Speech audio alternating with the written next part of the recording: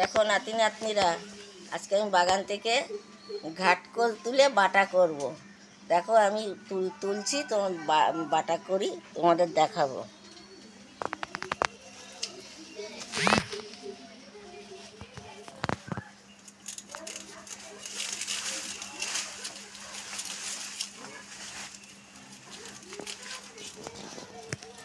এই দেখো কত সুন্দর, দেখো পাতাগুলো।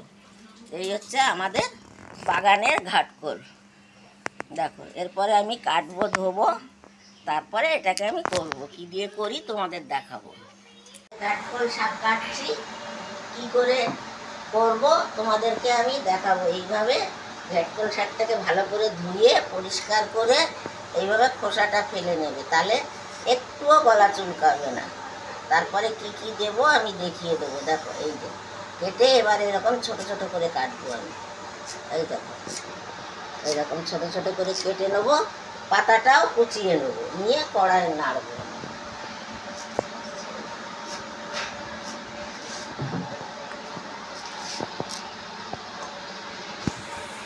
দেখো এবার আমার খাগরোল ডাঁটা বাটায় কি কি লাগে তোমাদের দেখিয়ে দিচ্ছি। এই যে খাগরোল ডাঁটা তখন দেখিয়েছি, তোলা, কাটা, ভালো করে ধুয়ে পরিষ্কার করে এখানে রেখেছি। লাগবে আমার চিংড়ি মাছ, রসুন, কাঁচা লঙ্কা, কালো জিরে, নুন আর তেল। আমি এটাকে একটু কড়াই ভেজে নেব, তারপরে বাটা করব।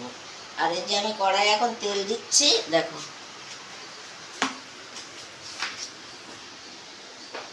অল্প করে তেল দেবো, খুব বেশি তেল দেবো না।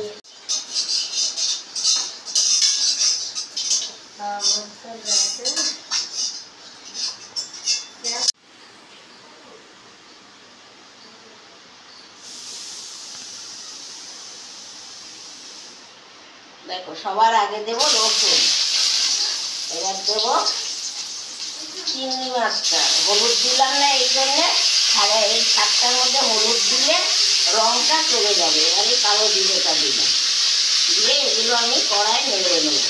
এবার আমি কাঁচা লঙ্কা দিলাম, দেখো এগুলো দিয়ে আমি এবার কড়াই একটু নেড়ে নেব।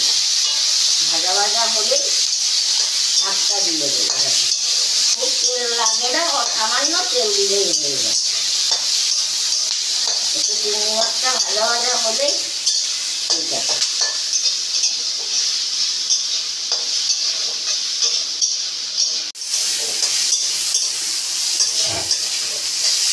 দেখো এর ভিতরে কত সুন্দর লাগছে, কালো, সবুজ, সাদা।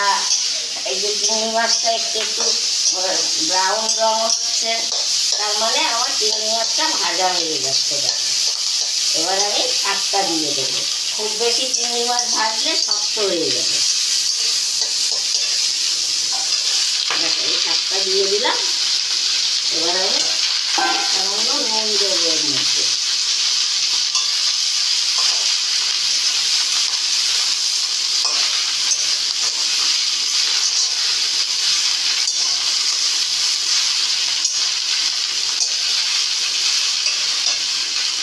সামান্য নুন, দেখো নুন অল্প করে নুন দিলাম, তাহলে এই শাকগুলো তো ভাজা হলে কমে যাবে।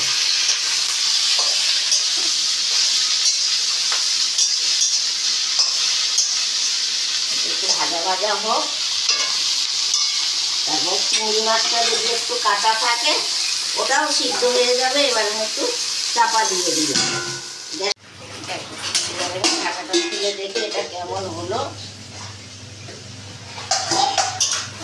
খুব সুন্দর গন্ধ বেরিয়েছে, না দেখলে বুঝতে পারবে না, করে খাবে গন্ধটা বুঝতে পারবে যে কত সুন্দর। দেখো এবার আমি এটা নামিয়ে দিই, নামিয়ে এবার একটু ঠান্ডা হলে আমি শিলে বাটবো। এই দেখো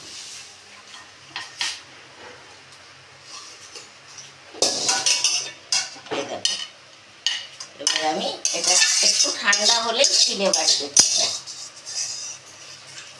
কেন গরম তো বাটা যাবে না। দেখো এবার এটা আমি বাটবো, আর এই বেটে আমি একটু সর্ষের তেল, কাঁচা তেলের মধ্যে মিশাবো, তাহলে ঝাঁজটা খুব সুন্দর হবে। দেখো আমি আস্তে আস্তে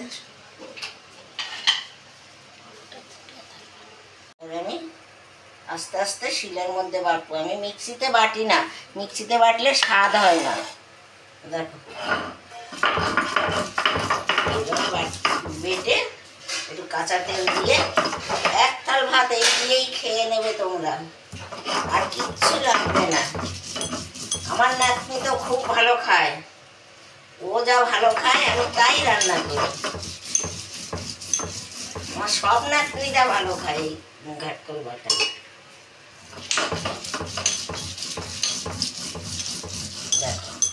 দেখো খুব সুন্দর করে বাটবো।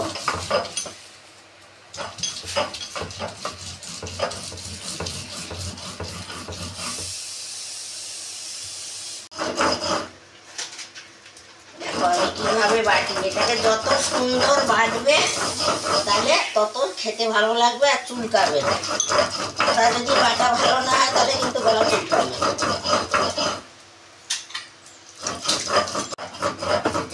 এই খাগল ডাঁটা আলু দিয়ে ভাজা করলেও ভালো লাগে, ডাঁটাগুলো কুচিয়ে, আবার পাতুরি করলেও ভালো লাগে।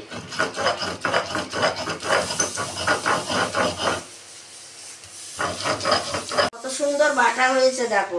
এটাকে আমি এই কাঁচা তেলের মধ্যে রাখলাম, এটার মধ্যে কাঁচা তেল দিয়ে মেখে গরম ভাতে খেতে হবে। আবার আমি বাটবো, আমি বেটে নেই, তোমাদেরকে আমি পরে দেখাবো। খুব কষ্ট এইটুক জোগাড় করতে, দেখতে একটু অনেক খাটনি পড়ে এর মধ্যে। তোমরা এইভাবে করে খাবে, দেখবে খুব ভালো লাগবে, আর এতেই তোমার খাওয়া হবে। আর এই যে মাছ ভাজাটা দিলাম, এই বাটবে আর একটু মাছ ভাজা দিয়ে মেখে খাবে, খুব ভালো লাগে। একটু লঙ্কাটা বেশি দেবে, খুব ভালো লাগবে। তাহলে এবার আমি ভিডিওটা রাখি এখানেই।